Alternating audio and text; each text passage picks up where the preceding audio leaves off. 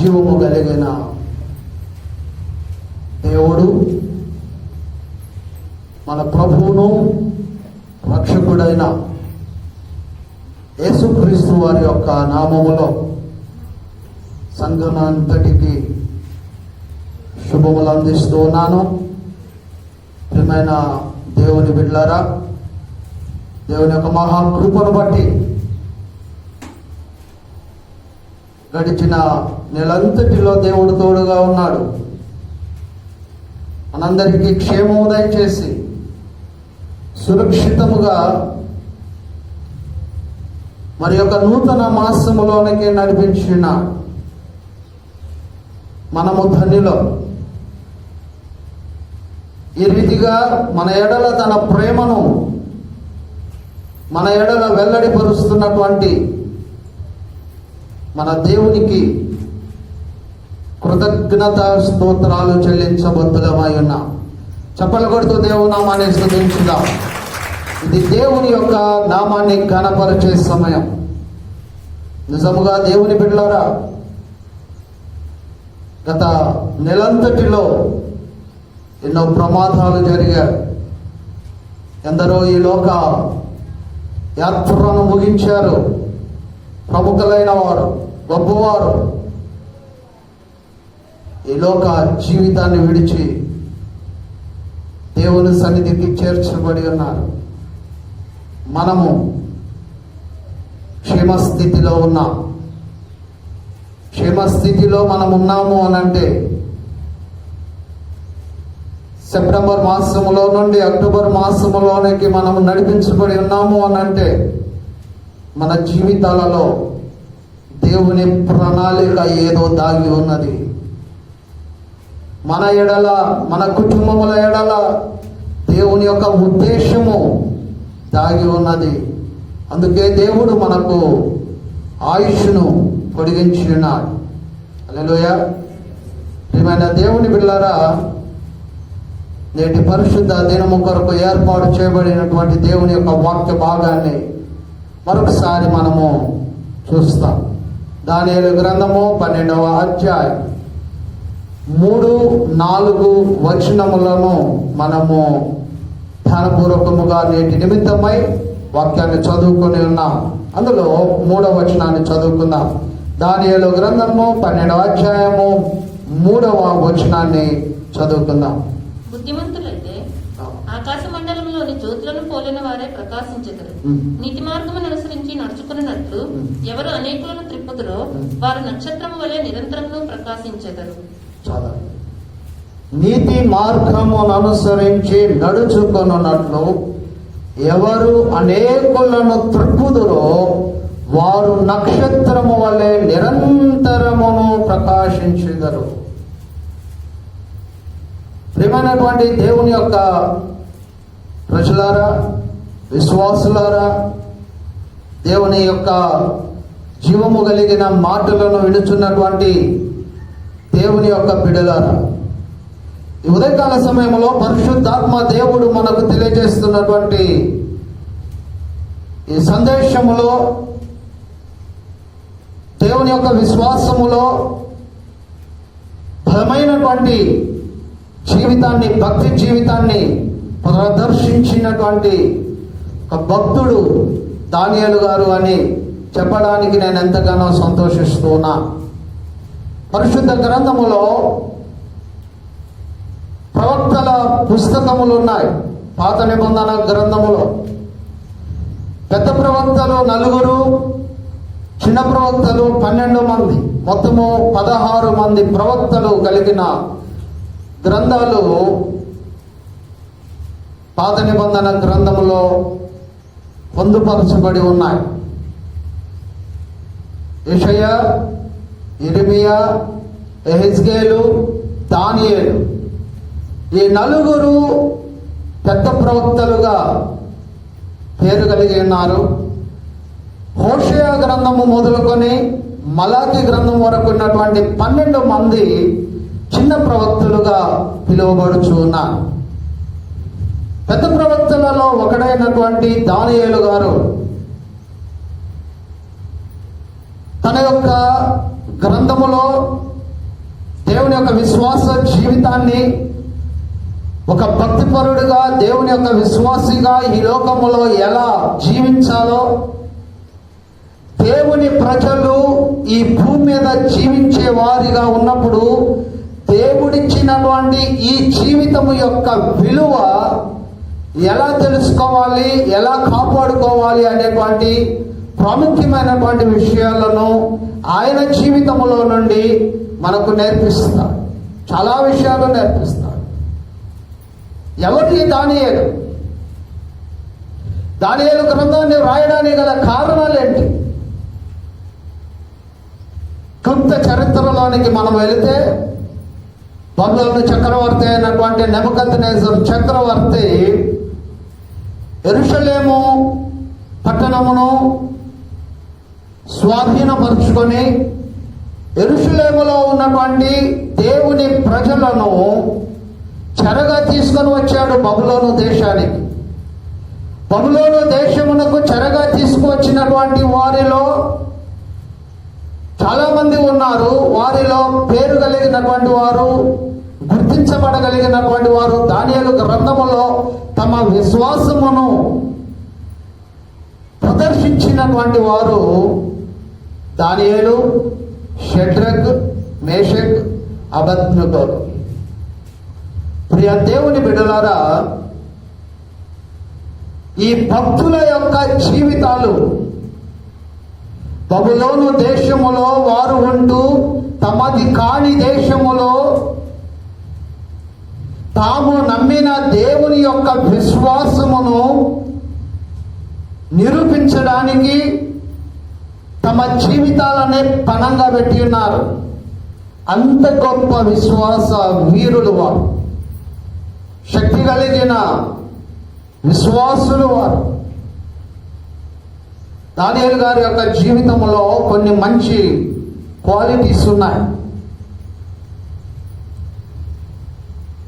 ఈ దానియేలు అతి శ్రేష్టమైన బుద్ధి గలవాడు అని ఉంటుంది బైబిల్లో.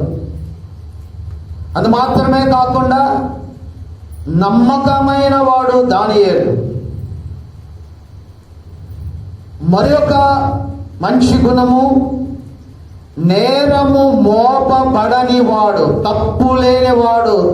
వేలెత్తి తప్పు చూపుదామని ఎవరైనా ఎదురు చూస్తే ఆ తప్పు కూడా కనబడినటువంటి జీవితాన్ని కలిగినటువంటి వాడు దానియేలు. అంత మాత్రమే కాదు, తాను గొప్ప ప్రార్థనాపరుడు, ప్రార్థనా జీవితము కలిగిన వాడు. దేవుని మీద ఆధారపడి ప్రతి స్థితిలో తన జీవితాన్ని ప్రార్థన ద్వారా దేవునితో అనుబంధాన్ని కలిగినటువంటి వాడు. మరొక మంచి లక్షణం, ఏ దేవుని కొరకైతే తన జీవితాన్ని ఈ లోకంలో సిద్ధపరచుకున్నాడో ఆ దేవుని కొరకు తన ప్రాణము ఇవ్వడానికి సిద్ధపడిన త్యాగశీలి. తన ప్రాణాన్ని పణంగా పెట్టాడు. తన దేవుని కొరకు తాను నమ్మిన విశ్వాసముతో, తాను నమ్మిన దేవుని యొక్క విశ్వాసములో జీవించిన కొరకు అవసరమైతే ప్రాణము పెట్టడానికి కూడా ఎవరైతే సిద్ధపడతారో వారే నిజమైనటువంటి విశ్వాసులు. వారే షడ్రకు, మేషకు, అబేద్నెగోలు చూపించారు. వారిలోనే దానియేలు కూడా చూపించగలిగాడు.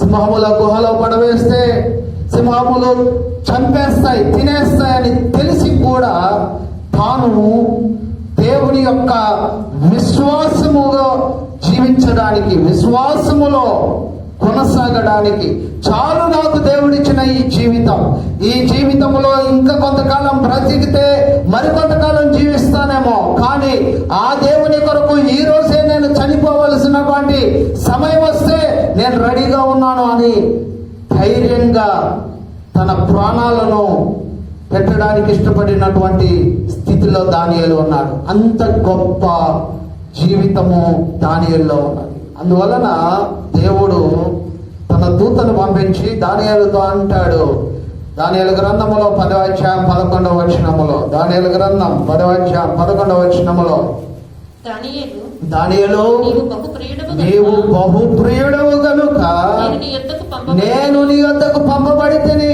దేవుని దూత అంటూ ఉన్నది, దానియేలు నీవు బహుప్రియుడవు, ఎందుకంటే దేవుని కొరకు నీ జీవితాన్ని అర్పించుకున్నావు. ఈ లోకములో ఒక వ్యక్తి దేవుని కొరకు తన జీవితాన్ని ఈ లోక జీవితంలో ప్రత్యేకించుకొని సమాజములో నుండి వేరు చేయబడిన వాడై ఒక సంఘములో ఒక విశ్వాసిగా జీవించడానికి బాప్తిజం తీసుకున్నటువంటి వారు ఈ రోజున గుర్తు పెట్టుకోవాలి. దేవుడు నీ ముందు ఒక భక్తుడిని ఉంచుతున్నాడు, దానియేలును ఉంచుతున్నాడు. దానియేలు యొక్క విశ్వాసాన్ని ఉంచుతూ ఉన్నాడు. దానియేలులో ఉన్నటువంటి ఆ యొక్క శ్రేష్టమైనటువంటి జీవితము, ప్రశస్తమైనటువంటి జీవితము, నమ్మకమైనటువంటి జీవితము, యథార్థతతో కూడిన జీవితము, దేవుని కొరకు తన జీవితాన్ని అర్పించడానికి కూడా సిద్ధపడినటువంటి జీవితమే ఈ రోజున తన ప్రజల నుండి కోరుకుంటూ ఉన్నాడు. దానియేలు గారు రాస్తూ ఉన్నాడు 12వ అధ్యాయం 3వ వచనములో, బుద్ధిమంతులైతే ఆకాశ మండలములోని జ్యోతులను పోలిన వారై ప్రకాశించెదరు, నీతి మార్గమును అనుసరించి నడుచుకున్నట్లు ఎవరు అనేకులను త్రిప్పుదురో వారు నక్షత్రము వలె నిరంతరము ప్రకాశించెదరు. ఎవరు నీతి మార్గములో నడుచున్నట్లు అనేకులను త్రిప్పుదురు. అనేక మందిని తప్పు మార్గములో ఉండగా, చెడు మార్గములో ఉండగా, పాప మార్గములో ఉండగా వారికి మంచిని చూపించి, చక్కటి దారిని చూపించి, వారికి యేసు యొక్క వెలుగులోనికి నడిపించుటకు ఎవరైతే సిద్ధపడుతున్నారో వారు నక్షత్రము వలె నిరంతరము నిలిచి ఉంటారు. ప్రియమైనటువంటి దేవుని బిడ్డలారా, జాగ్రత్తగా మనం అర్థం చేసుకోవాలి. నీతిమంతులు అనగా ఈ లోకములో జీవిస్తూ ఉన్నటువంటి వారు ఎవరైతే పాపములోను, పాపపు బ్రతుకులోను ఉన్నారో వారు తమ పాపమును గుర్తించి పశ్చాత్తాపముతో తన పాపమును విడిచిపెట్టి దేవుని దగ్గర క్షమాపణ పొందుకొని, ప్రభువా నేను నీ పరిశుద్ధ రక్తము ద్వారా కడగబడి ఈ లోకములో నీ కొరకు నీతి జీవితాన్ని జీవించడానికి నేను ఇష్టపడుతున్నాను అని ఎవరైతే జీవిస్తారో వారే నీతి మార్గంలో జీవించినట్లు. దానియేలు అనేటువంటి మాటకు యెహోవా న్యాయాధిపతి, ఆయన న్యాయము తీర్చగలిగినటువంటి దేవుడు, పేరుకు తగిన జీవితాన్ని కలిగిన వాడు దానియేలు. దేవుని మీద ఆధారపడి ఈ లోకములో జీవించినటువంటి దానియేలు ఒక భక్తుడిగా ప్రజలకు తెలియజేస్తూ ఉన్నాడు. ఎవరైతే నీతి మార్గమును అనుసరించి అనేకులను దేవుని వైపుకు తిప్పడానికి ఇష్టపడతారో వారే నక్షత్రము వలె ప్రకాశిస్తారు. నక్షత్రము వలె ప్రకాశిస్తారు. మీరు అర్థం చేసుకోవాలి, ఒక వ్యక్తి చెడు మార్గములో ఉండగా, పాప మార్గములో ఉండగా, అవిశ్వాసిగా ఉండగా, అవిశ్వాసములో ఉన్నటువంటి ఒక పాపిని, దుర్మార్గములో ఉన్నటువంటి, చెడు మార్గములో ఉన్నటువంటి ఒక వ్యక్తిని సన్మార్గములోనికి నడిపించాలి అని అంటే ఆ నడిపించడానికి తగిన యోగ్యత ఈ వ్యక్తి కలిగి ఉండాలి. ఇతనిలో చెప్పగలిగి సరిదిద్దగలిగినటువంటి జీవితం ఉండాలి. లేని ఎడల అతడు చెప్పలేడు, అతడు నేర్పించలేడు. చెడులో ఉన్నవాడు, పాపములో ఉన్నవాడు, లోక జీవితంలో ఉన్నవాడు, వ్యసనాల్లో ఉన్నవాడు మరొక వ్యక్తికి మంచిని బోధించలేడు, మంచిని నేర్పించలేడు, మంచి మార్గానికి నడిపించలేడు. పౌలు గారు రాస్తాడు చూడండి, గలతీ పత్రిక 6వ అధ్యాయం 1వ వచనములో, సహోదరులారా ఒకడు ఏ తప్పిదములోనైనను చిక్కుకొనిన ఎడల ఆత్మ సంబంధులైన మీలో మీలో ప్రతివాడు ఆ. తాను శోధింపబడుతున్నేమో అని ఆ. తన విషయమై చూచుకొని చూచుకొనుచు సాత్వికమైన మనసు సాత్వికమైన మనస్సుతో అట్టివానిని మంచి దారికి తీసుకొని రావాలను. మంచి దారికి తీసుకొని రావాలను. పడిపోయిన వ్యక్తిని, హీన స్థితిలో ఉన్న వారిని, పాపములో ఉన్న వారిని, తప్పుదములలో ఉన్నటువంటి వారిని మంచి మార్గములోనికి, మంచి దారిలోనికి తీసుకొని రావడానికి దేవుడు తన ప్రజలైనటువంటి విశ్వాసులకే బాధ్యత ఇచ్చాడు. మీకు అర్థమవడానికి ఒక విషయాన్ని తెలియజేస్తాను. మనందరికీ దావీదు మహారాజు గారు తెలుసు. దేవుని కొరకు జీవించినటువంటి మహా గొప్ప భక్తుడు. బైబిల్ గ్రంథములో ఆనాడు మొదలుకొని ఈనాటి నేటి సంఘాలు అనేక సందర్భాల్లో భక్తుడైనటువంటి దావీదు గారి యొక్క జీవితాన్ని గూర్చి, ఆయనలో ఉన్నటువంటి గొప్పతనాన్ని గూర్చి, ఆయన యొక్క రచనలను గూర్చి, ఆయన రాసినటువంటి ఆ కీర్తనలను గూర్చి అనేక సందర్భాల్లో ఆయన జీవితంలో నుండి మనం నేర్చుకుంటూ ఉంటాం. ఒకనొక సమయంలో ఆయన తప్పు చేశాడు. ఊరియా భార్య అయినటువంటి బత్షెబ విషయంలో ఆయన తప్పు చేశాడు.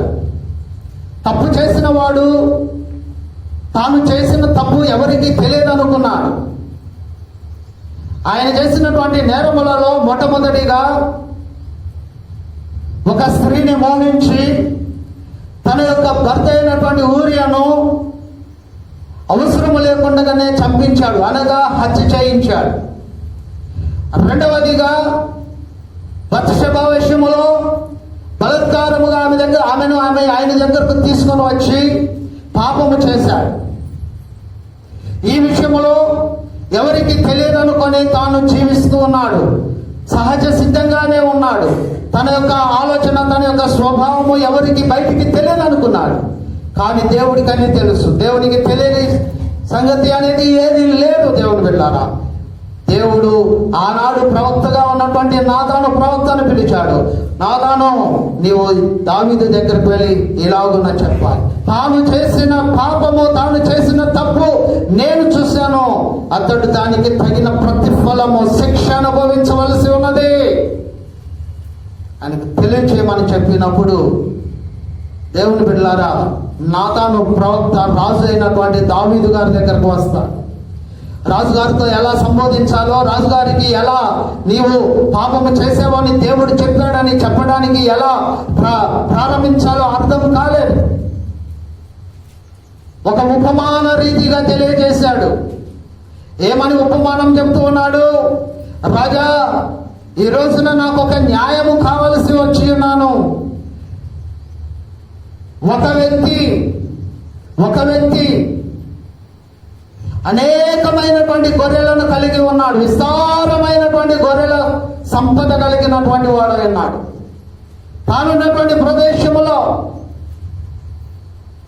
ఒక వ్యక్తి దగ్గర ఒక ఆడ గొర్రె ఒకటే ఉన్నది, గొర్రె పిల్ల ఉన్నది. ఆ గొర్రె పిల్లను అల్లారుముద్దగా పెంచుకుంటూ ఉన్నాడు, జాగ్రత్తగా కాపాడుకుంటున్నాడు.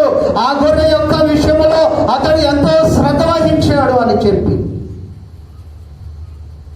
తన ఇంటికి ఎవరైతే ఒక వ్యక్తి వచ్చినాడో అతని కొరకు అనేక గొర్రెలు కలిగినటువంటి ఈ యొక్క ఆశ్రమే తన మందలో ఉన్నటువంటి గొర్రెను కోయిటకు బదులుగా ఒక్కటిగా ఉన్నటువంటి అతని యొక్క గొర్రె పిల్లను తీసుకొని వచ్చి వధించి అతడు బలి చేస్తున్నాడు. దానికి దావీదుకు చాలా కోపం చేసింది. ఈ నేరము చేసిన వాడు శిక్ష అనుభవించవలసిన వాడై ఉన్నాడు. రెండవ సమూయేలు గ్రంథములో 12వ అధ్యాయములో 5, 6, 7 వచనాలు మనం చదువుకుందాం. దావీదు ఈ మాట విని ఆ మనుష్యుని మీద బహుగా కోపించుకొని యెహోవా జీవము తోడు ఈ కార్యము చేసిన వాడు మరణ పాత్రుడు. మరణానికి అతన్ని అప్పగిస్తూ ఉన్నాను. మరణ పాత్రుడు. వాడు కనికరము లేక ఆ. ఈ కార్యము చేసిన చేసెను గనుక ఆ గొర్రె పిల్లకు ప్రతిగా ఉమ్. 4 గొర్రె పిల్లలను ఇయ్యవలెనని ఉమ్. నాతానుతో అనెను. ఉమ్. నాతాను ఉమ్. దావీదును చూచి, దావీదును చూసి ఆ మనుషుడకు నీవే ఇశ్రాయేలు దేవుడైన యెహోవా చాలా దావీదును చూసి నాతాను ప్రవక్త అంటున్నాడు, ధైర్యంగా అంటున్నాడు, న్యాయం చేస్తున్నావు, తీర్పు తీరుస్తున్నావు, నేరము చేసినటువంటి వాడు మరణ పాత్రుడిగా ఉండాలంటున్నావు కదా, ఆ మనుష్యుడవు నీవే, నేరము చేసిన వాడవు నీవే, పాపము చేసిన వాడవు నీవే, పాపమును దాచిన వాడవు నీవే, ఒక కుటుంబానికి ద్రోహము తలపెట్టిన వాడవు నీవే, ఒకరిని నిర్దాక్షిణ్యముగా హత్య చేసిన వాడవు కూడా నీవే దావీదు అని చెప్పగానే సిగ్గుతో తల వంచుకున్నాడు. సిగ్గుతో తల వంచుకున్నాడు. దేవునికి మరుగైనది ఏది లేదు అని తలంచాడు. అయ్యో, నేను ఇంత ఘోరమైనటువంటి పాపము చేశానే, నేను చేసినటువంటి పాపమును ఎవరు చూడలేదు, ఎవరు నన్ను ధైర్యము చేసి సాహసము చేసి అడగరు అనుకున్నాను, కానీ దేవుడు చూశాడే. ఈ రోజున నేను దేవుని దృష్టిలో ఒక దోషిగా మిగిలిపోయాను అని పశ్చాత్తాపడ్డాడు, కుమిలిపోయాడు, బాధపడ్డాడు, వేదనలోకి వెళ్ళిపోయాడు, కృంగిపోయాడు, నలిగిపోయాడు. అయ్యో, నేను చేసినటువంటి పాపానికి ఎలా ప్రాయశ్చిత్తము దొరుకుతుందని భావించాడు. అప్పుడు రాశాడు 51వ కీర్తన. 51వ కీర్తనలో తన పశ్చాత్తాపాన్ని తెలియజేస్తున్నాడు. 51వ కీర్తనలో తన యొక్క బాధను వ్యక్తపరుస్తున్నాడు. దేవా, నీ కృప చొప్పున నన్ను కరుణింపుము, నీ వాత్సల్య బాహుల్యము చొప్పున నా అతిక్రమములను తుడిచివేయము, నా దోషము పోవునట్లు నన్ను బాగుగా కడుగుము, నా పాపము పోవునట్లు నన్ను పవిత్రపరచు. నీ పాద సన్నిధిలో చేరి ఉన్నాను. నేను పాపము చేసి ఉన్నాను, తప్పు చేసి ఉన్నాను, నేను ఇలాగున చేసి ఉండకపోవలసినది, కానీ ఈ రోజున నేను దేవుని దృష్టిలో ఒక నేరస్తునిగా మిగిలిపోయాను. నీ సన్నిధిలో నుండి నన్ను దూరం చేయవద్దు, నీ పరిశుద్ధాత్మను నాకు దూరపరచవద్దు, నీ మందిరములో నాకు నీ సమాధానము కావాలి. ప్రార్థిస్తున్నాడు, కుమిలిపోతూ ఉన్నాడు, వేదన పడుతూ ఉన్నాడు. దేవుని క్షమాపణ తనకు దొరికేంత వరకు అతడు ప్రాధేయపడ్డాడు. దేవుడు తనకిచ్చినటువంటి ఆ కుమారుణ్ణి ఆ సమయములో తీసివేసి తన మీద ఉన్నటువంటి నేరాన్ని తొలగించేశాడు. ఆ తరువాత దావీదు మరలా అటువంటి ఘోరమైనటువంటి నేర జీవితాన్ని దేవునికి వ్యతిరేకముగా జీవించలేదు. అదే ఆయనలో ఉన్నటువంటి గొప్పతనం. అనేక మంది తప్పు చేసి మరలా దేవుని దగ్గర అయ్యో ప్రభువా క్షమించు అని మరలా తప్పు చేసి మరలా దేవుని దగ్గర క్షమాపణ కోరుకొని మరలా తప్పు చేస్తూ ఉంటారు, కానీ అది తప్పు. దావీదు ఒక్కసారి తప్పు చేశాడు, అప్పగించుకున్నాడు. తన జీవిత కాలమంతయు కూడా దేవుని కొరకు నమ్మకంగా జీవించాడు. ఆ తర్వాత వచ్చినటువంటి రాజులందరూ కూడా దావీదు అనుసరించిన భక్తి జీవితాన్ని అనుసరించి రాజ్య పరిపాలన చేసి ఉన్నారు. ప్రియమైనటువంటి దేవుని బిడ్డలారా, ఉదయకాల సమయంలో దావీదు మహారాజు అంటున్నాడు, చూడండి 101వ కీర్తనలో చూడండి, కీర్తనల గ్రంథములో 101వ కీర్తన లేక 62వ కీర్తనలోనికి మనం వస్తాం. క్లియర్ గా 62వ కీర్తన 8వ వచనాన్ని మనం చదువుకుంటాం. జనులారా, ఎల్లప్పుడూ ఆయన యందు నమ్మిక ఉంచుడి, ఆయన సన్నిధిని మీ హృదయమును కుమ్మరించుడి. దేవుడు మనకు ఆశ్రయం. నా జనులారా, నా ప్రజలారా, ఒకనొక సమయంలో నేను తప్పు చేశాను, తెలుసుకున్నాను, దేవుని కొరకు జీవించాను. మీరు కూడా మీ జీవితాలను దేవుడిలోనే ఉంచండి. ప్రియ దేవుని బిడ్డలారా, ప్రభు ఈ రోజున తన ప్రజలైనటువంటి విశ్వాసులైనటువంటి వారితో ఇలాగన తెలియజేస్తూ ఉన్నాడు.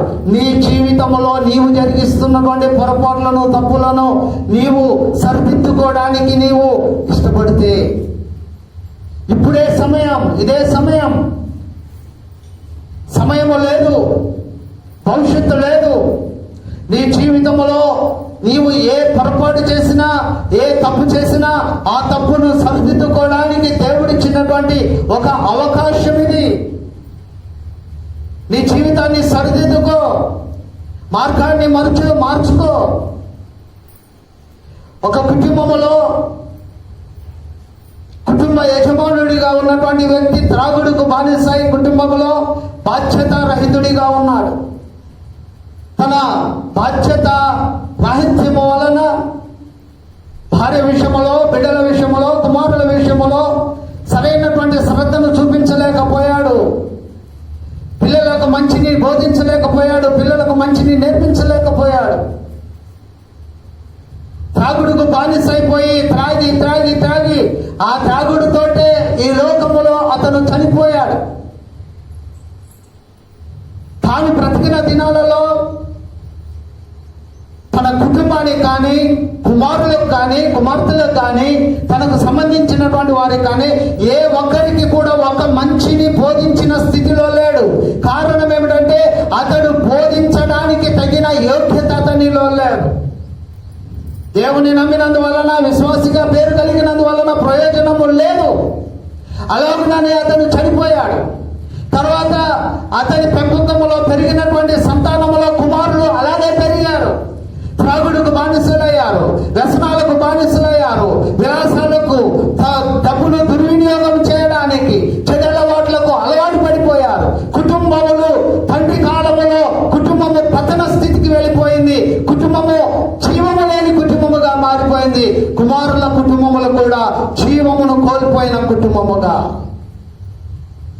సమాజంలో పనికి మాలిన కుటుంబాలుగా, దౌర్భాగ్యమైనటువంటి కుటుంబములుగా,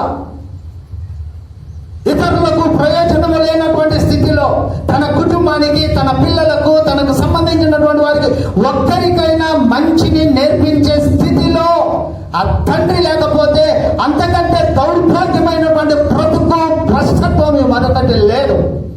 ఒక తండ్రిగా, ఒక భర్తగా, ఒక కుటుంబ యజమానుడిగా దేవుడు ఒక బాధ్యతను ఈ సమాజంలో నీకు అప్పగించి, సంఘములో నీకు ఒక స్థానం ఇచ్చి, విశ్వాసములో జీవించడానికి దేవుడు ఆ బాధ్యతాయుతమైనటువంటి జీవితాన్ని ఇస్తే అది గుర్తించలేక చాలా మంది కుటుంబాలు ఇలాంటి బ్రతుకుతూ ఉన్నారు.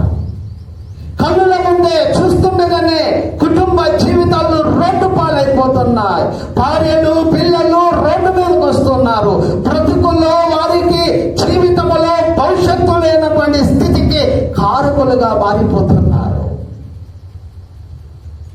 ఈ రోజున సమాజము దౌర్భాగ్యమైనటువంటి స్థితికి వెళ్ళడానికి గల కారణమే నేర్పించే స్థితిలో వారు లేకపోవడం.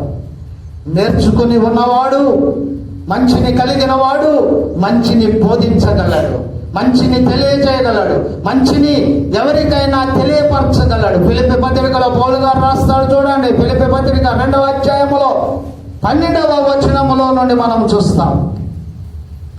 కాగా నా ప్రియులారా, మీరెల్లప్పుడూ విధేయులై ఉన్న ప్రకారం నా ఎదుట ఉన్నప్పుడు మాత్రమే కాక మరి ఎక్కువగా నేను మీతో లేని ఈ కాలమందును భయముతోను వణుకుతోను మీ సొంత రక్షణను కొనసాగించుకొనుడి. ఎందుకనగా మీరు ఇచ్చయించుటకును కార్యసిద్ధి కలుగజేసుకొనుటకును తన దయా సంకల్పము నెరవేరుటకై మీలో కార్యసిద్ధి కలుగజేయువాడు దేవుడే. మీరు మూర్ఖమైన వక్రజనము మధ్య, ఇక్కడ జాగ్రత్తగా అర్థం చేసుకోండి, మీరు మూర్ఖమైన వక్ర జనము మధ్య నిరపరాధులను నిష్కళంకులను దేవుని కుమారులగునట్లు సనుగులను సంశయములను మాని సమస్త కార్యములను చేయుడి. అట్టి జనము మధ్య మీరు జీవవాక్యమును చేతపట్టుకొని లోకమందు జ్యోతుల వలె కనబడుచున్నారు. హల్లెలూయా. ఏమంటున్నాడు దేవుని భక్తుడు పౌలు గారు? దేవుని యొక్క సేవకుడు, దేవుని యొక్క విశ్వాసములోనికి ఫిలిప్పీలో ఉన్నటువంటి ప్రజలను దేవునిలోనికి నడిపించి విశ్వాసములో బలపరిచినటువంటి పౌలు గారు ఫిలిప్పీ సంఘములో ఉన్నటువంటి విశ్వాసులను గురించి సాక్ష్యమిస్తున్నాడు. అట్టి జనము మధ్య, మూర్ఖులైన వక్ర జనము మధ్య మీరు జీవవాక్యమును చేత పట్టుకొని ఆకాశమందు జ్యోతుల వలె మీరు కనబడుచు ఉన్నారు. ఒక సంఘములో విశ్వాసులుగా ఈ లోకములో దేవుని కొరకు జీవించిన ప్రారంభించిన తరువాత మీ ద్వారా దేవుని యొక్క వాక్యము ఇతరులకు అందించబడాలి, సువార్త ప్రకటించబడాలి. మీ ద్వారా ఇతరులకు వెలుగు కావాలి. చీకటిలో ఉన్నటువంటి వారికి దేవుని యొక్క వెలుగును చూపించగలిగిన స్థానములో దేవుని యొక్క విశ్వాసులుగా ఉండాలి. ఒక సంఘ నాయకుడిగా, సంఘములో ఉన్నటువంటి ఒక స్త్రీగా, కుటుంబముగా ఈ లోకములో దేవుడు మనకు అప్పగించినప్పుడు బాధ్యత కలిగినటువంటి వారమైనటువంటి మనము జ్యోతుల వలె కనబడాలంటే దేవుని వాక్యము చేత పట్టుకోవాలి. దేవుని వాక్యము ఎవరైతే తమ చేత పట్టుకొని ఈ లోకములో ఎదుటి వారికి మంచిని బోధిస్తారో, మంచిని నేర్పిస్తారో, మంచిని బోధించడానికి తగిన విధముగా జీవితాన్ని సిద్ధపరచుకుంటారో వారు జ్యోతుల వలె కనబడతారు. వారెప్పటికీ ప్రకాశిస్తూనే ఉంటారు. ఒకనొక సమయములో ఒక గ్రామములో అంధకారములో ఉండగా, చీకటిమయములో ఉండగా, దేవుని గురించినటువంటి అవగాహన లేనటువంటి సమయములో ఆ గ్రామమునకు దేవుని యొక్క వెలుగును చూపించాలి అనేటువంటి ఒక ఆశతో, ఆసక్తితో ఒక స్త్రీ తన యొక్క విశ్వాసమును బట్టి తాను తీర్మానించుకున్నది. తనకు అక్షర జ్ఞానము లేదు, లోక జ్ఞానము పెద్దగా లేదు, కానీ తెలిసినది ఒకటే, తాను తెలుసుకున్నటువంటి దేవుని ఇతరులకు తెలియపరచాలి.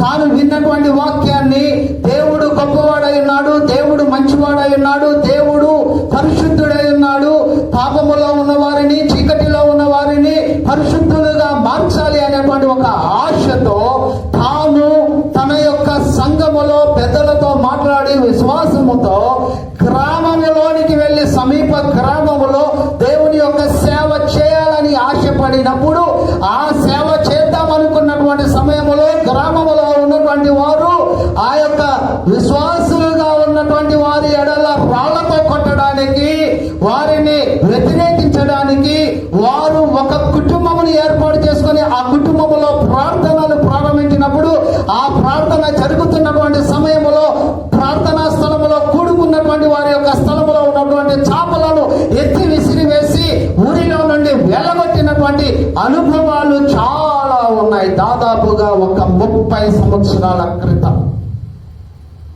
భయంకరమైనటువంటి బ్రతుకులో ఉన్నటువంటి ఆ ప్రజల ఎడల ఒక ఆశ కలిగి ఉన్నది ఆమె. ఆ బిడ్డలు మారాలి, ప్రజలు మారాలి, దేవుని తెలుసుకోవాలి, ఈ లోకములో వారు కూడా దేవుని యొక్క ప్రేమను పొందాలి అనేటువంటి తపనతో, తాపత్రయముతో మీరు నన్ను కొట్టినా పర్వాలేదు, తిట్టినా పర్వాలేదు, నేనేమి చేయడానికి రావడం లేదు, కేవలము నేను దేవుని ప్రేమను చూపించడానికే వస్తున్నాను అని ఆమె ధైర్యముతో దేవుని యొక్క ప్రేమను చూపించినది. అలాగనే తాను కొన్ని సంవత్సరాలు ఆ రీతిగా దేవుని యొక్క ప్రార్థన పూర్వకమైనటువంటి విశ్వాసముతో నడిపించబడుతూ ఉండగా దేవుడు ఒకరి తర్వాత ఒకరికి ఆ యొక్క రక్షణ అనుభవాన్ని ఇచ్చున్నాడు. ఆ తరువాత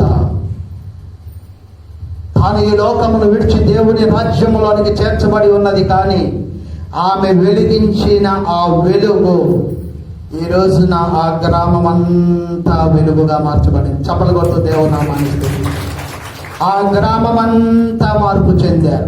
ఆ గ్రామములో ఒక పెద్ద దేవుని ఆలయాన్ని నిర్మించుకున్నారు. ఆ గ్రామములో దేవుని యొక్క సువార్త వెదజల్లబడుతూ ఉన్నది. ఆ గ్రామములో దేవుని యొక్క సువార్త కార్యాలు జరుగుతూ ఉన్నాయి. ఆ గ్రామములో అనేక కుటుంబాలు రక్షణలోనికి నడిపించబడ్డారు. ఆ గ్రామములో ఈ రోజున అనేక మంది కుటుంబాలు దేవుని యొక్క ప్రాణమును, ప్రేమను కలిగి ఉండి దేవుని కొరకు తమ ప్రాణములు ఇచ్చుట కొరకు సిద్ధపడి ఉన్నారు. హల్లెలూయా. ఒక భక్తుడు స్కాట్లాండ్ దేశములో బ్లాంకైర్ అనేటువంటి ప్రాంతములో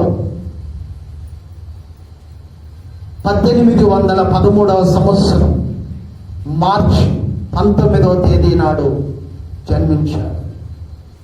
తన తల్లిదండ్రులు తనను ఉన్నత విద్యను అభ్యసింపచేసి గొప్ప వ్యక్తిగా తీర్చిదిద్దాలనుకున్నాడు. అలాగే కుమారుడు పెరిగాడు, పెద్దవాడయ్యాడు, చక్కటి జీవితంలోనికి వచ్చాడు, విశ్వాసిగా మారాడు.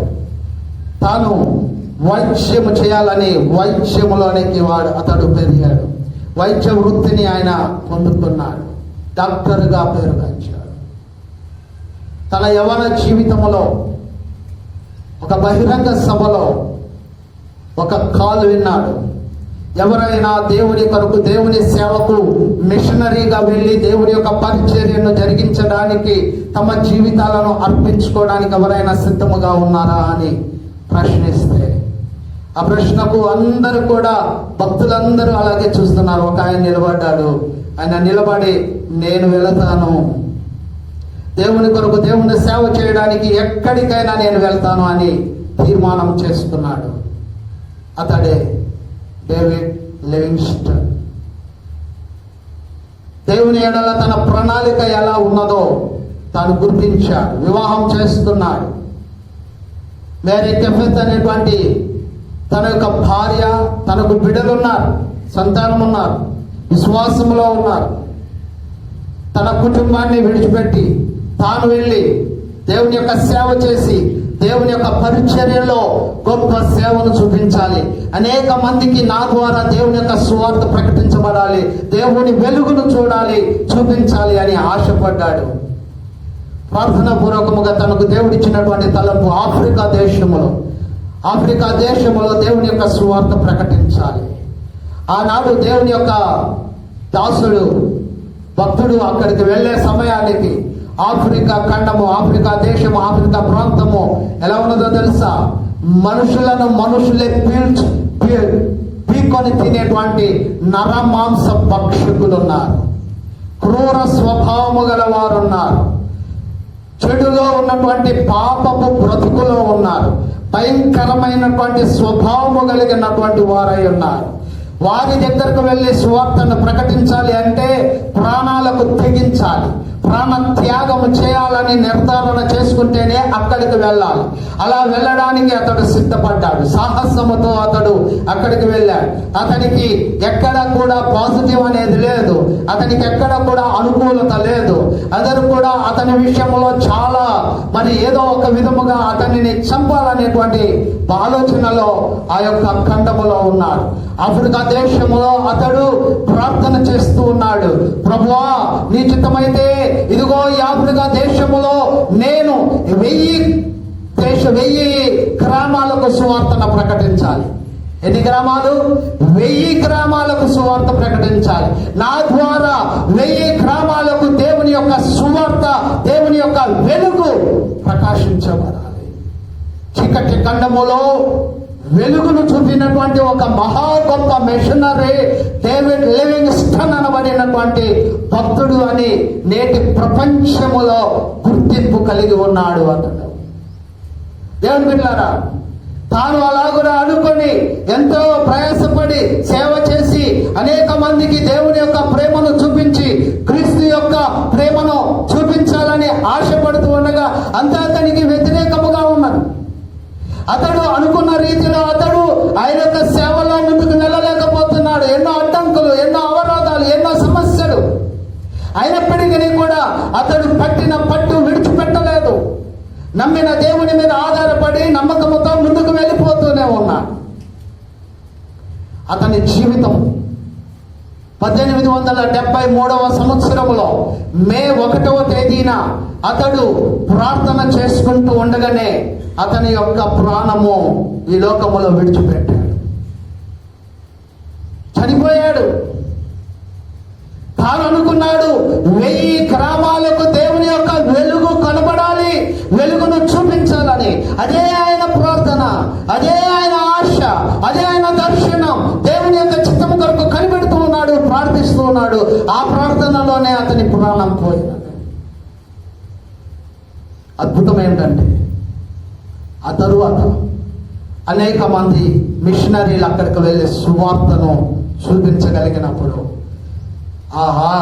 ఆఫ్రికా దేశం అంతా కూడా ఈ రోజున క్రీస్తును చూడగలిగారు, క్రీస్తు వెలుగులో చూడగలిగారు. క్రీస్తు యొక్క ప్రేమను పొందగలిగారు. నిజమైనటువంటి యేసు ప్రభు యొక్క గొప్పతనాన్ని తెలుసుకోగలిగారు. ఈ రోజున ఆ యొక్క ఆఫ్రికా దేశములో అనేకమైనటువంటి సేవా కార్యక్రమాలు, దేవుని యొక్క సువార్త కార్యాలు జరిగించబడుతున్నాయి. ఆ రోజున ఏ వ్యక్తి అయితే డేవిడ్ లివింగ్స్టన్ అనబడినటువంటి వ్యక్తి ఆ ఊరికి వెలుగు చూపించడానికి వెళ్ళాడో, ఆయన వెలిగించిన వెలుగు ఈ రోజున ఆ ఆసియా అనగా ఆ ఆఫ్రికా ఖండమంతటా వెలుగుతూ ఉన్నది. ఒక తారగా ఉన్నాడు. ఈనాడు అనేక మంది సేవకులకు, మిషనరీలకు, సంఘాలకు స్ఫూర్తిదాతగా ఉన్నాడు, మాదిరిగా ఉన్నాడు. ఒక దైవ సేవకుడు, ఒక దైవజనుడు, ఒక దేవుని యొక్క పక్షంగా, దేవుని ప్రతినిధిగా దేవుని సేవ చేయాలని కొన్ని తీర్మానము చేసుకున్నప్పుడు, దేవుని కొరకు ఈ లోకములో సేవ చేయడానికి తగినటువంటి యోగ్యత గలవాడు, ఎన్ని ఆటంకాలైనా, ఎన్ని నష్టాలైనా, ఎన్ని కష్టాలైనా ఎదుర్కోవాలని చూపించినటువంటి భక్తుడు డేవిడ్ లివింగ్స్టన్. దేవుని కొరకు, దేవుని సేవ కొరకు తాను ఏమి కోల్పోయాడో తెలుసా? ఆయన సేవలో ఉండగా ఆ అడవి మార్గంలో, ఆయన ప్రయాణంలో ఆయన భార్య వ్యాధి చేత చనిపోయింది. భార్య చనిపోయినది.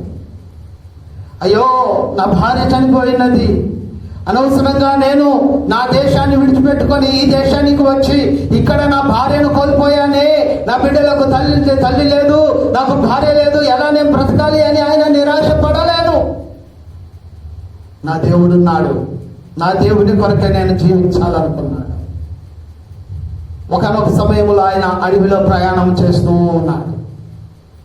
ప్రయాణం చేస్తూ ఉండగా ఒక క్రూర జంతువు, పులి ఒకటి మాటున దాగి ఉండి ఈ డేవిడ్ లివింగ్స్టన్ వెళుతూ ఉండగా అమాంతము వచ్చి ఆయన మీద దాడి చేసినది.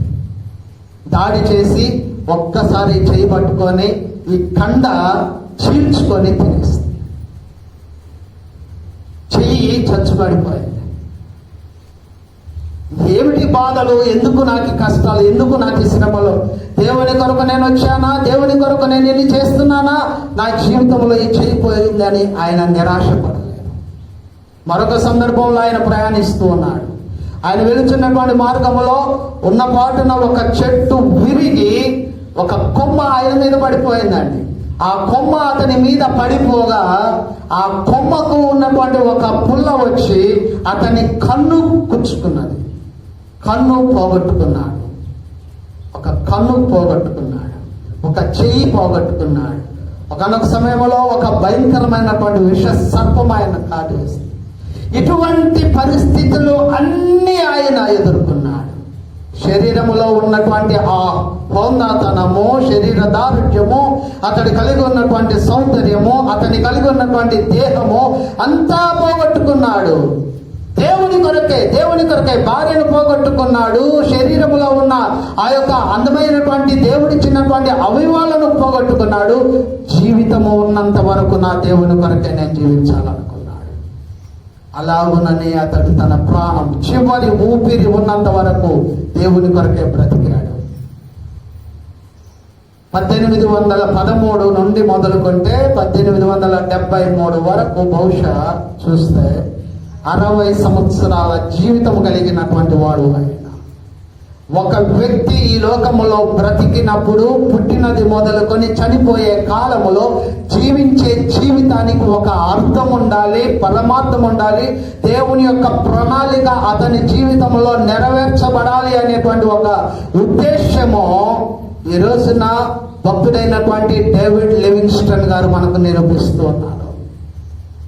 సేవకులమైనటువంటి వారమైనా, సంఘ పెద్దలైనటువంటి వారైనా, విశ్వాసులుగా ఉన్న కుటుంబాలైనా, చిన్న సమస్య వస్తే, చిన్న కష్టం వస్తే, చిన్న బాధ కలిగితే, కుటుంబంలో దుఃఖం వస్తే, సమస్య ఏదైనా చోటు చేసుకుంటే, దేవుడు నమ్మాను, దేవుడు నాకు ఏమి చేశాడు, దేవుడు నమ్మాను, దేవుడు నాకు ఏం చేయలేకపోయాడు, దేవుడు నమ్మాను, దేవుడు నాకు ఏ మేలు చేయలేదని దేవుడిని నిందిస్తూ నిందిస్తూ నిందిస్తూ వేలెత్తి చూపిస్తూనే ఈ లోకములో ఒక దౌర్భాగ్యమైనటువంటి విశ్వాసాన్ని కనపరుస్తున్నటువంటి అవిశ్వాసులు నేటి సమాజంలో చాలా మంది ఉన్నారు. కానీ విశ్వాసములోనికి నడిపించబడినటువంటి దేవుని యొక్క బిడ్డలు ఎలా ఉండాలో తెలుసా?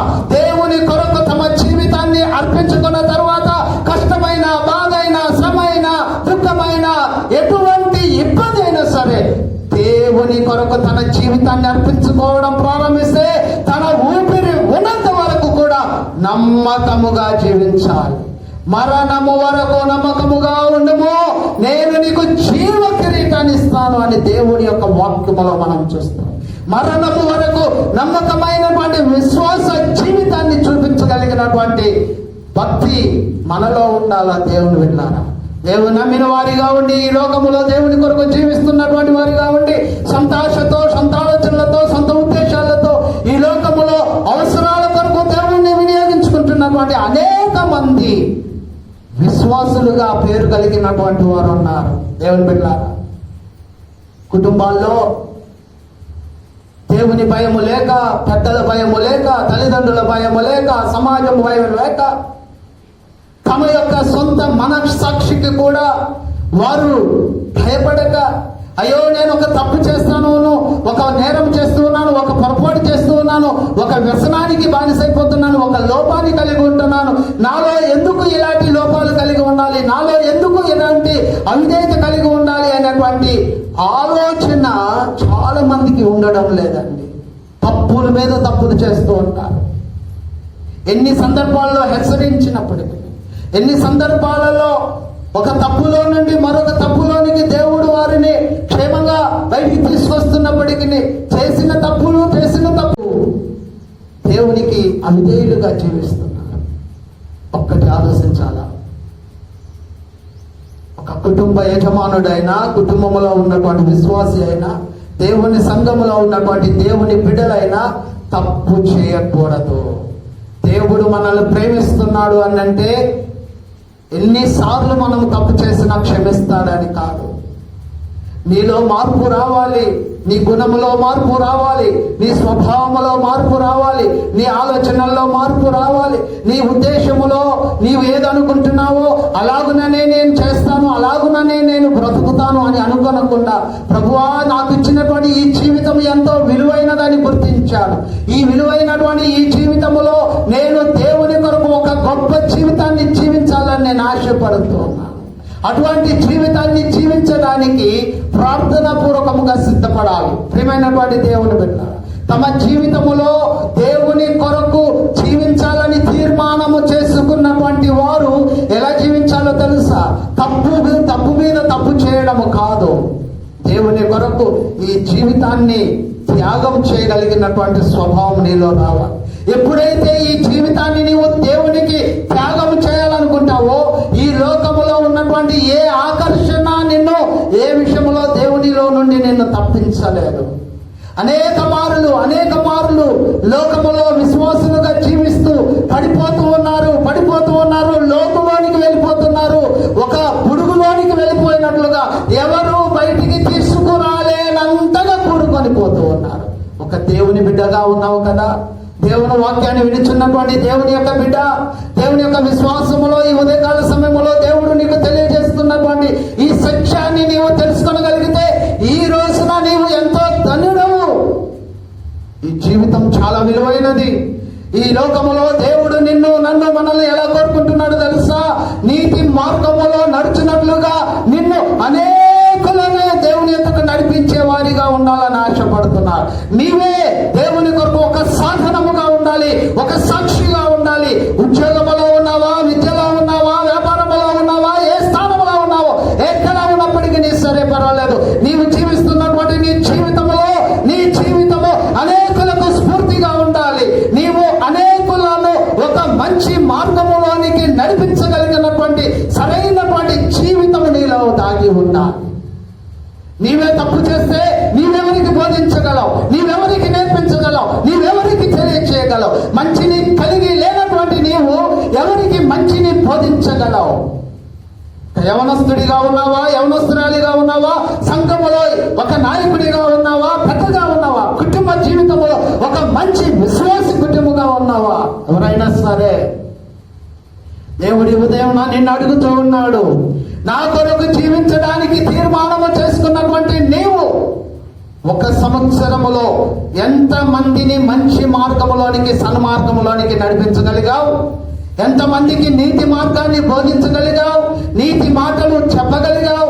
నీతి మాటల ద్వారా ఎంతమందికి క్రీస్తు ప్రేమను చూపించగలిగావు? ప్రశ్న వేసుకుంటే అనేక మంది జీవితాల్లో జీరోనే కనబడుతుంది. కారణం ఏంటంటే ఎవరు కూడా అటువంటి ఆలోచనలోనికి రావడం లేదు కాబట్టి. కానీ దేవుడు నీ నుంచి ఆశించేది ఒక్కటే.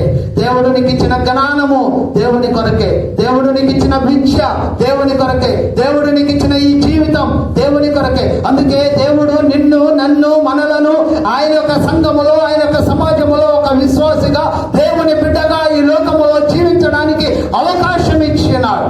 నీ స్వబుద్ధిని ఆధారము చేసుకొనగా యెహోవాయందు నమ్మకించు, దేవుని మీద ఆధారపడు, దేవుని కొరకు జీవించు, దేవుని సాక్షిగా జీవించు. అది దేవుని నుంచి కోరుకుంటున్నాడు. సంవత్సరాలు వెళ్ళిపోతున్నాయి, సంవత్సరాలు గడిచిపోతున్నాయి, నెలలు గడిచిపోతున్నాయి. నీ జీవితంలో వెనక్కి తిరిగి చూసుకుంటే నీ జీవితంలో అంత వ్యర్థమే కనబడుతూ ఉన్నది. ఎక్కడ మేలుకరమైనది కనబడడం లేదు, ప్రయోజనకరమైనది కనబడడం లేదు. జీవితంలో దేవుని నుంచి కోరుకుంటున్నావు. ఇప్పుడైనా నీవు మారతావా?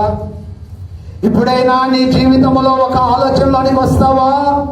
ఒక డేవిడ్ లివింగ్స్టన్ అనబడినటువంటి ఒక భక్తుడు తనది కాని దేశమునకు వెళ్ళి అనేక మందిని దేవుని యొక్క వెలుగును చూడడానికి ఆయన అనేకులను దేవుని వైపుకు త్రిప్పి నీతి మార్గాన్ని చూపించి ఈ రోజున ఆకాశములో నక్షత్రము వలె తారగా ఆయన ప్రకాశిస్తూ ఉన్నాడు. నీవు అలాగన ప్రకాశించగలవా? నీ జీవితాన్ని అలాగున సిద్ధపరచుకోగలవా? నీ జీవితాన్ని దేవునికి అలాగున చూపించగలవా? దేవుడు అడిగే ప్రశ్నలు ఇవి. నీ జీవితాన్ని ఎలా ఇవ్వాలనుకుంటున్నావు? నీకు నచ్చిన ఆలోచనలతో, నచ్చిన ఉద్దేశాలతో చాలాసార్లు మానవులుగా మనం ఏమనుకుంటూ ఉంటామంటే, నేను ఎలా అనుకున్నానో నాకు అలాగనే అన్ని జరిగిపోవాలని. నువ్వు అనుకున్నట్లుగా నీ జీవితంలో ఎప్పుడు జరగదండి.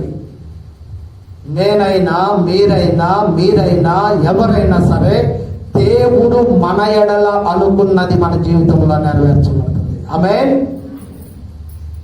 దేవుడు మన ఎడల ఒకటి అనుకున్నాడు. మనం ఎలా ఉండాలో, ఎంత ఉన్నతంగా ఉండాలో, ఎంత గొప్పగా ఉండాలో, ఎటువంటి ఉన్నతమైనటువంటి ఆలోచనలు కలిగి ఉండాలో, మన ద్వారా దేవుడు అనేకులకు ఏ విధమైనటువంటి కార్యములు జరిగించబడాలో దేవుడు అనుకున్నాడు. దేవుడు అనుకున్నది మన జీవితంలో నెరవేర్చబడు. నీ ఆలోచనలు పరిస్థితులను బట్టి మార్చుకుంటూ, ఈసారి నేను ఇలా అనుకుంటున్నాను, నేను ఈసారి ఇలా అనుకుంటున్నాను అంటే, ఏసారి నువ్వు ఎలా అనుకున్నా నీది ఏది నడవదు అక్కడ.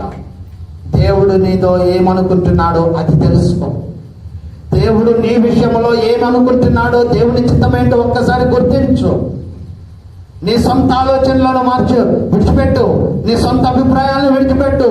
నీ సొంత ఉద్దేశాలను విడిచిపెట్టు. దేవుని వైపున, దేవుని దగ్గర పాదాల దగ్గర దేవుని యొక్క నీ పాదాలు ఉంచు. దేవుని పాద సన్నిధిలో, ఆయన పాద సన్నిధిలో చేరి ప్రార్థన చేయి. ప్రభువా, నా ఈ జీవితంలో ఏంటి నీ చిత్తం, ఏమిటి నీ ప్రణాళిక, నేను ఎలా ఉండాలి, నా జీవితం ఎలా ఉండాలి, నేను ఎలా ఉండాలని నీవు నా జడలా నా జీవితాన్ని నువ్వు సిద్ధపరచు. అప్పుడు దేవుడు నిన్ను ఆయన కొరకు వాడుకుంటాడు. నిన్ను ఎలా వాడుకుంటాడో తెలుసా? నీవు అనుకున్న దానికంటే గొప్పగా ఉంచుతాడు. నీవు ఆశించిన దానికంటే ఉన్నతంగా ఉంచుతాడు. ఈ లోకములో నేను ఇలా అయితేనే బాగుంటాను అని నువ్వు అనుకుంటున్నావు చూసావా? అవివేకముతో, ఆ అవివేకమైన ఆలోచనలు కాదు. నీవు అనేక సార్లు పొరపాటు పడిపోతున్నావు. నీ అవివేకముతో గోతిలో పడిపోతున్నావు. నీ అవివేకముతో అనాలోచనలోనికి వెళ్ళిపోతున్నావు. నీ అవివేకముతో దేవునికి దూరం అయిపోతున్నావు. నీ అవివేకముతో ప్రార్థనకు దూరం అయిపోతున్నావు. నీ అవివేకముతో లోకములో అనేకమైనటువంటి దైవభాగ్యమైనటువంటి స్థితిలోనికి దిగజారిపోతున్నావు. రా బయటికి. దేవుడు ఈరోజు నన్ను అడుగుతున్నాడు. ఒకవేళ మనము గనక, ప్రభువా నీ చిత్తమైతే నేను నీ కొరకు జీవిస్తా. సామెతల గ్రంథం 3వ అధ్యాయం 5వ వచనం చదవండి. ప్రార్థన చేసుకున్నాం. సామెతల గ్రంథం. నీ స్వబుద్ధిని ఆధారము చేసుకున్నాం. నీ పూర్ణ హృదయముతో యెహోవా యందు నమ్మకముంచు. నమ్మిక ఉంచుము. నీ ప్రవర్తన అంతటి నీ ప్రవర్తన అంతటి యందు ఆయన అధికారమునకు ఒప్పుకొనుము. అప్పుడు ఆయన నీ త్రోవలను సరళము చేయును. నీ ప్రవర్తన అంతటి యందు ఆయన అధికారమునకు ఒప్పుకోవాలి. నాకు తెలిసినటువంటి ఒక డాక్టర్ గారు ఉన్నారు. తన బాల్యము నుండి యవ్వనము నుండి ఒక మంచి సంఘములో విశ్వాసిగా పెరిగాడు, పెద్దవాడయ్యాడు, మ్యారేజ్ చేసుకున్నాడు. అతడు ఒక గౌరవమైనటువంటి ఉన్నతమైన స్థానంలో ఉన్నాడు. తాను చాలా చక్కటి దేవునికి లోబడి జీవించడం నేర్చుకున్నాడు. విధేయతతో తానున్నటువంటి సంఘములో విద్యరీత్యా, హోదారీత్యా ఒక డాక్టర్గా ఆయన హోదాలో పెరిగాడు, ధనములో పెరిగాడు, గొప్ప స్థానంలో పెరిగాడు. కానీ దేవుని దగ్గరకు వచ్చేసరికి చాలా విధేయుడిగా ఉన్నాడు. వారి సంఘములో, వారి యొక్క విశ్వాసంలో, వారి యొక్క తోటి విశ్వాసులతో కలిసి ఇంకెలా ఉండాలో, అనేక మందిని, చెడులో ఉన్నటువంటి వారిని, దారి తప్పినటువంటి వారిని మంచిని బోధించి, మంచి విషయాలు నేర్పించి ఎలా దేవుని దగ్గరకు నడిపించాలో అతడు ప్రార్థన ద్వారా నేర్చుకున్నాడు. అతడు ఒక రోజున చెప్పినటువంటి వాక్యము ఏమంటున్నాడు? నీ ప్రవర్తన అంతటి అందు ఆయన అధికారమున ఒప్పుకొనుము, అప్పుడు ఆయన నీ త్రోవలను సరళము చేస్తాడు. నేను ఆయనకు నా జీవితాన్ని అర్పించుకున్నాను. నా త్రోవలను ఆయనే సరళం చేస్తున్నాడు. నాకు మార్గం ఆయనే చూపిస్తున్నాడు.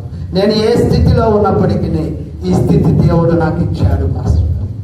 ఈరోజు నా ప్రియమైనటువంటి దేవుని బిడ్డలారా, దేవుడు నీకు ఇచ్చినటువంటి ఈ జీవితం ఎంతో విలువైనది. దేవుడు నిన్ను ఎంతో ఉన్నతమైన స్థానంలో ఉంచాలని ఆశపడుతున్నాడు. ఒకవేళ నీ జీవితాన్ని ఈ రోజున దేవునికి అర్పించుకొని, ఆయన అధికారానికి అప్పగించుకొని, ప్రభువా నీ చిత్తమైతే నేను అనేక మందిని నీతి మార్గములోనికి నడిపించి, క్రీస్తు యొక్క ప్రేమను చూపించి, నేను ఈ లోకములో దేవుని కొరకు ఒక వెలుగుగా, ఒక నక్షత్రముగా నా జీవితాన్ని కలిగి ఉంటాను. నేను ఒక తారగా నిలిచి ఉంటాను. నేను సమాజమునకు ప్రకాశమైనటువంటి ఒక వెలుగును నేను చూపిస్తాను అని చెప్పి నీవు అనుకుంటే కళ్ళు మూసుకున్నాను, ప్రార్థన చేసుకున్నాం. ఒకవేళ నీవు అనుకున్నట్లయితే నీ జీవితంలో ఎవరైతే ప్రభువా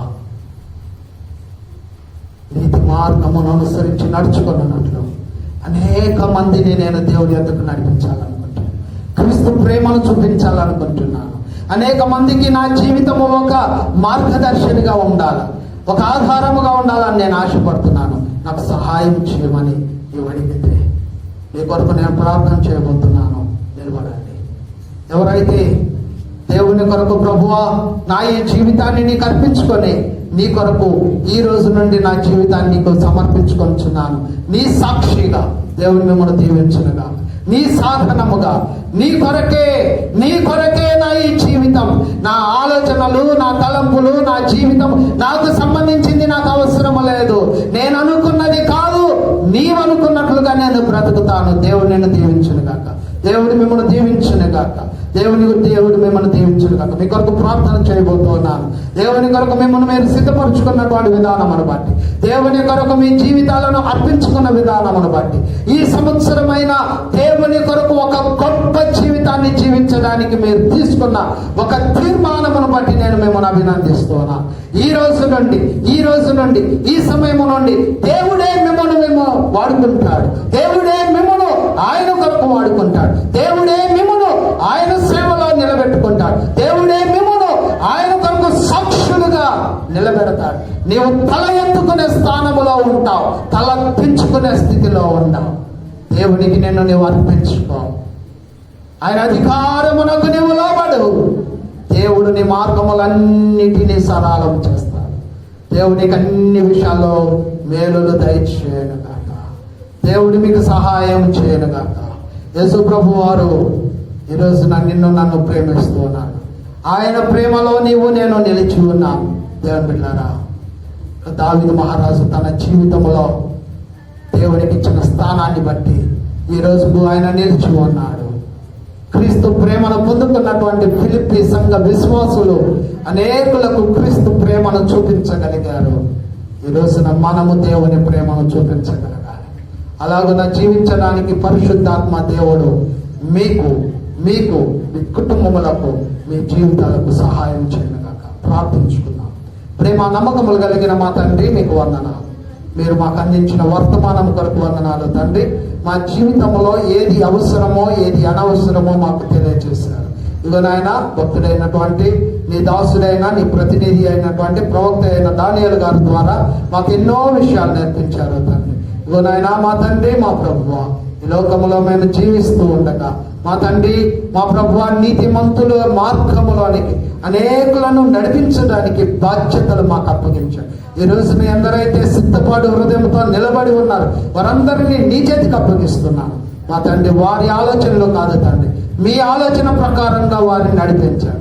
వారి ఉద్దేశాలు కాదు నాయన, వారు మిమ్మల్ని ఆధారం చేసుకొని వారు తమ జీవితాలను మీకు అర్పించుకొని ఉండగా ఈ రోజు నుండి వారు వేసే అడుగులో, జీవించే జీవితంలో, వారి ప్రయాణములో, వారి యొక్క భవిష్యత్తు ఉద్దేశాల్లో మీరే తోడయండి.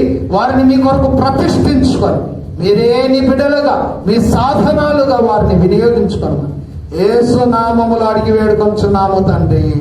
ఆమేన్. వందనాలు. దేవుడు మిమ్మల్ని దీవించును.